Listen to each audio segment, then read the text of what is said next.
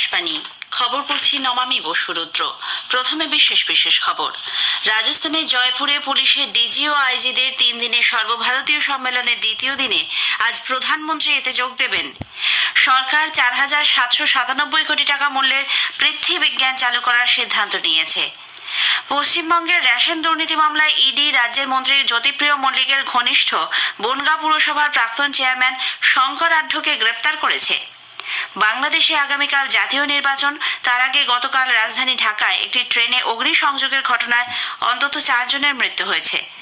27তম জাতীয় যুব উৎসবের লোগো ও ম্যাসকট প্রকাশ করা হয়েছে। মহিলাদের প্রথম টি-20 ম্যাচে ভারত অস্ট্রেলিয়াকে 9 উইকেটে হারিয়ে 3 ম্যাচের সিরিজে 1-0 এগিয়ে গেছে। আসছে বিস্তারিত খবরে। রাজস্থানের জয়পুরে পুলিশের ডিজি ও আইজিদের 3 দিনের সর্বভারতীয় সম্মেলনের দ্বিতীয় দিনে আজ প্রধানমন্ত্রী নরেন্দ্র মোদী যোগ দেবেন। আগামীকালও তিনি উপস্থিত থাকবেন। সম্মেলনে যোগ দিতে গত সন্ধ্যায় প্রধানমন্ত্রী জয়পুর পৌঁছন। বিমানবন্দরে তাঁকে অভ্যর্থনা জানান রাজ্যপাল কলরাজ মিশ্র, মুখ্যমন্ত্রী ভজনলাল শর্মা, রাজস্থান বিধানসভার অধ্যক্ষ বাসুদেব দেবনানি এবং রাজ্য বিজেপি সভাপতি সিপি যোশী। পরে প্রধানমন্ত্রী জয়পুরে দলীয় সদর দপ্তরে শীর্ষ বিজেপি নেতৃত্বের সঙ্গে এক বৈঠকে বিভিন্ন বিষয় নিয়ে আলোচনা করেন। উল্লেখ্য, গতকাল এই সম্মেলনের সূচনা হয়েছে। উদ্বোধনী অনুষ্ঠানে উপস্থিত ছিলেন কেন্দ্রীয় স্বরাষ্ট্রমন্ত্রী অমিত শাহ, জাতীয় নিরাপত্তা উপদেষ্টা অজিত দোভাল এবং শীর্ষ আধিকারিকরা। জাতীয় নিরাপত্তা সংস্থা এনএসএর 80 জনেরও বেশি বরিষ্ঠ আধিকারিক এই সম্মেলনে যোগ দেন। ভিডিও কনফারেন্সিং এর মাধ্যমে অংশ নেন প্রায় 200 জন আধিকারিক। সম্মেলনে মোট 8টি অধিবেশনের মধ্যে প্রথম দিনে বসে 2টি অধিবেশন। এই সম্মেলনে সাইবার অপরাধ ও সন্ত্রাসবাদ, বাম চরমপন্থা, আর্টিফিশিয়াল ইন্টেলিজেন্স ও ডিপফেকের মতো অত্যাধুনিক প্রযুক্তির চ্যালেঞ্জ মোকাবিলার পাশাপাশি উন্নত পুলিশি ব্যবস্থা, অভ্যন্তরীণ নিরাপত্তা সংক্রান্ত বিভিন্ন বিষয় এবং জেলখানা সংস্কারের নিয়েও আলোচনা হওয়ার কথা। নতুন ফৌজদারি আইন কার্যকর করার ব্যাপারে মতবিনিময় করবেন পুলিশের ডিজি ও আইজিরা।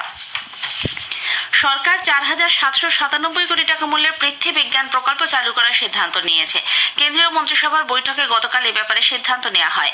এই যোজনার অধীনে বর্তমানে চালু থাকা 5টি subscheme atmosphere and climate research modelling observing systems and services ACROSS, ocean services modelling application resources and technology O SMART, polar science and cryosphere research PACER, seismology and geosciences SAGE এবং research education training and outreach reach আউটকে অন্তর্ভুক্ত করা হয়েছে। পৃথিবীর গতি প্রকৃতি এবং তার পরিবর্তনের উল্লেখযোগ্য দিকগুলি রেকর্ড করতে পরিবেশ, সমুদ্র, ভূস্তর এবং কঠিন ভূমণ্ডলে দীর্ঘকালীন পর্যবেক্ষণ করাই এই প্রকল্পের উদ্দেশ্য। এর মাধ্যমে আবহাওয়ার পূর্বাভাস, সমুদ্র ও জলবায়ু বিপর্যয় এবং জলবায়ু পরিবর্তনের বিজ্ঞান অনুধাবন করা সম্ভব হবে। কেন্দ্রীয় মন্ত্রিসভা অযোধ্যা বিমানবন্দরটিকে আন্তর্জাতিক বিমানবন্দর হিসেবে ঘোষণা করার প্রস্তাব অনুমোদন করেছে। একই সঙ্গে এর নাম মহারিষি বাল্মীকি আন্তর্জাতিক বিমানবন্দর অযোধ্যা ধাম রাখার প্রস্তাবেও ছাড়পত্র দেওয়া হয়েছে। অযোধ্যা বিমানবন্দরকে আন্তর্জাতিক মানে উন্নীত করা হলে এর অর্থনৈতিক ক্ষমতা বৃদ্ধি পাবে এবং এর ফলে বিশ্ব তীর্থস্থল হিসেবে বিদেশি পুণ্যার্থী এবং পর্যটকদের জন্য দরজা খুলে যাবে। মহাকাব্য রামায়ণের সংস্কৃতিকে শ্রদ্ধা জানিয়ে মহারিষি বাল্মীকির নামে বিমানবন্দরের নামকরণ করা হবে বলে জানানো হয়েছে। এদিকে মন্ত্রিসভা হাইড্রোকার্বন ক্ষেত্রে পেট্রোলিয়াম ও প্রাকৃতিক গ্যাস মন্ত্রকের সঙ্গে গুয়ানার প্রাকৃতিক সম্পদ মন্ত্রকের একটি সমঝোতা পত্রে অনুমোদন দিয়েছে। গুয়ানা থেকে অপরিশোধিত তেল আমদানি, সেদেশে শিল্পক্ষেত্রে ভারতীয় কোম্পানিগুলির অংশগ্রহণ এবং তেল শোধন ও দক্ষতা বাড়ানোর ক্ষেত্রে সহযোগিতামূলক পরিবেশ গড়ে তোলা সহ একাধিক বিষয় এই সমঝোতা পত্রে অন্তর্ভুক্ত রয়েছে।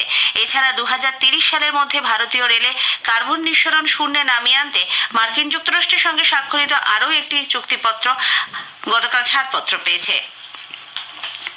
সরকার জানিয়েছে এখনো পর্যন্ত 91টি কয়লা খনির নিলাম প্রক্রিয়া সাফল্যের সঙ্গে সম্পন্ন হয়েছে। মন্ত্রক সূত্রে জানা গেছে এর মধ্যে 6টি বেসরকারি খনিতে কয়লা উৎপাদন ইতিমধ্যে শুরু হয়ে গেছে। বাকি 3টিতে আগামী মাস থেকে খনন প্রক্রিয়া শুরু হবে। প্রধানমন্ত্রী নরেন্দ্র মোদী 2020 সালে যে স্বচ্ছ অনলাইন নিলাম প্রক্রিয়া শুরু করেছিলেন তার মাধ্যমে 7 দফায় নিলাম পর্ব সম্পূর্ণ হয়েছে। এই সব খনি থেকে প্রতি বছর 22 কোটি টন কয়লা উৎপাদনের মাধ্যমে 33,000 কোটি টাকা বার্ষিক রাজস্ব আদায় হবে বলে মনে করা হচ্ছে। খনিগুলিতে 3 লক্ষ কর্মসংস্থানের সুযোগও সৃষ্টি হবে বলে মন্ত্রক জানিয়েছে। পশ্চিমবঙ্গের রেশন দুর্নীতি মামলায় ইডি রাজ্যের মন্ত্রী জ্যোতিপ্রিয় মল্লিকের ঘনিষ্ঠ বনগাঁ পুরসভার প্রাক্তন চেয়ারম্যান শঙ্কর আঢ্যকে গ্রেপ্তার করেছে। দীর্ঘ 17 ঘন্টা জেরা করার পর রাত প্রায় 1:45 নাগাদ তাকে গ্রেপ্তার করা হয়। তারপর তাকে সিজিও কমপ্লেক্সে নিয়ে যাওয়া হয়েছে বলে ইডি সূত্রে জানা গেছে। এদিকে শঙ্কর আঢ্যকে বাড়ি থেকে নিয়ে যাওয়ার সময় সেখানে চরম বিশৃঙ্খলার সৃষ্টি হয়। স্থানীয় মানুষজন বিক্ষোভ দেখান, তাকে নিয়ে যেতে বাধাও দেওয়া হয়। ইডির গাড়ি লক্ষ্য করে চলে ইট বৃষ্টি, এলাকা রণক্ষেত্র হয়ে ওঠে। পরে কেন্দ্রীয় বাহিনীর জওয়ানরা গিয়ে পরিস্থিতি সামাল দেয়। উল্লেখ্য, ইডির আধিকারিকরা গতকাল শঙ্কর আঢ্যের শ্বশুর বাড়িতেও 13 ঘন্টার বেশি সময় ধরে তল্লাশি চালায়। উদ্ধার হয়েছে প্রায় 8.5 লক্ষ টাকা এবং বিভিন্ন গুরুত্বপূর্ণ নথিপত্র। গাইঘাটায় শঙ্কর আঢ্যের ভাইয়ের আইসক্রিম কারখানাতেও চলে তল্লাশি। আঢ্য ঘনিষ্ঠ অঞ্জন মালাকারের বাড়িতে হানা দেন ইডি আধিকারিকরা।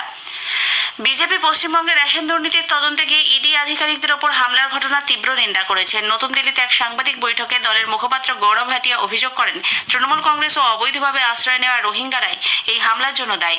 মুখ্যমন্ত্রী মমতা ব্যানার্জির শাসনকালে রাজ্যে আইন শৃঙ্খলা ব্যবস্থা সম্পূর্ণ ভেঙে পড়েছে বলে তিনি উল্লেখ করেন।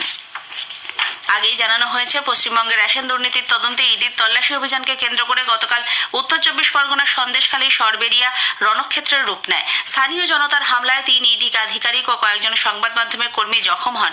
আহত সিআরপিএফ এর 10-12 জন জওয়ানও। জানা গেছে, কেন্দ্রীয় বাহিনীর জওয়ানদের সঙ্গে নিয়ে গতকাল সকালে ইডির বেশ কয়েকজন আধিকারিক সরবেরিয়া জেলা পরিষদের কর্মাধ্যক্ষ তৃণমূল কংগ্রেস নেতা শেখ শাহজাহানের বাড়িতে তল্লাশির জন্য গেলে প্রচুর মানুষ তাদের ওপর চড়াও হয়। লাঠি নিয়ে তেড়ে যায় তারা, মারধর করা হয় আধিকারিকদের। উপস্থিত সংবাদ মাধ্যমের কর্মীরাও রোষের হাত থেকে রেহাই পাননি। ভাঙচুর চালানো হয় কেন্দ্রীয় বাহিনী ও সংবাদ মাধ্যমের 8-9টি গাড়িতে। হামলায় রাজকুমার রাম, সোমনাথ দত্ত এবং অঙ্কুর গুপ্তা নামে 3 ইডি আধিকারিককে সল্টলেকের বেসরকারি হাসপাতালে ভর্তি করা হয়েছে। এই খবর আপনারা শুনছেন আকাশবাণী থেকে।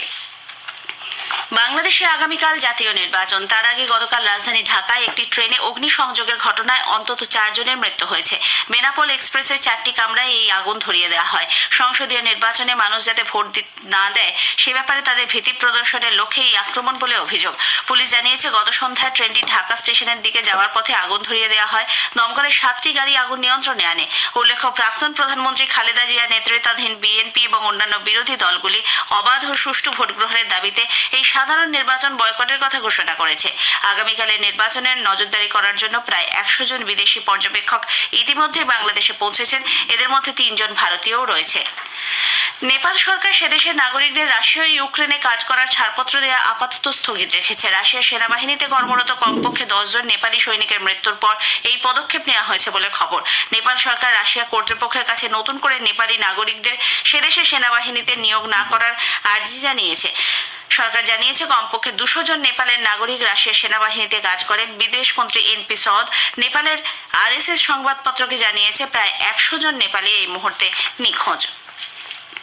ইসরায়েল ও হামাসের মধ্যে যুদ্ধাবসানের পর গাজার ভবিষ্যৎ শাসন ব্যবস্থা নিয়ে ইসরায়েলের প্রতিরক্ষা মন্ত্রী ইয়োভ গ্যালান্ট একটি প্রস্তাবের রূপরেখা প্রকাশ করেছেন।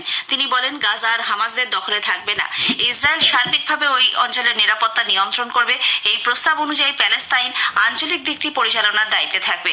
ইসরায়েলের বোমা বর্ষণে বিধ্বস্ত ওই এলাকার পুনর্গঠনে একটি বহুজাতিক বাহিনী গঠন করা হবে। এদিকে গাজায় ইসরায়েলের বোমা বর্ষণ অব্যাহত রয়েছে। মায়ানমারের বিদ্রোহী গোষ্ঠীদের একটি জোট উত্তরাঞ্চলের একটি গুরুত্বপূর্ণ অঞ্চলের দখল নিয়েছে। সরকারি বাহিনী তাদের অস্ত্রশস্ত্র সমর্পণ করেছে বলে জানা গেছে। 3 ব্রাদারহুড অ্যালায়েন্স নামে ওই জোটটি চীনের সীমান্তবর্তী ল কাইন শহরের নিয়ন্ত্রণভার নিজেদের হাতে তুলে নিয়েছে। এই জোটে রয়েছে মায়ানমারের national democratic alliance army, Ta'ang national liberation army এবং আরাকান আর্মি।